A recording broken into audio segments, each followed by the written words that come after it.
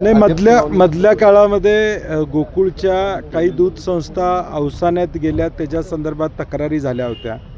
आम्ही आज सुप्रीम कोर्टानं निर्णय दिलाय की 90 दिवसात निवडणुका घ्याव्यात.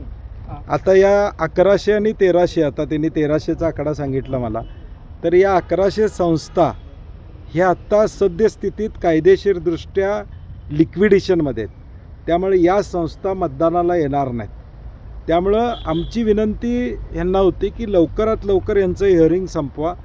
समजा सुप्रीम कोर्टाच्या निर्णयाप्रमाणे 90 दिवसात जर इलेक्शन लागली तर या 1100 संस्था मतदानाला आल्या पाहिजेत, ही आमची प्रामुख्यानं भूमिका आहे. म्हणून आम्ही आज त्यांना विनंती केली की हे हिअरिंग लवकर संपवा, निकाल लवकर द्या, जेणेकरून या 1100 संस्थांच्या मताचा अधिकार अबाधित राहील.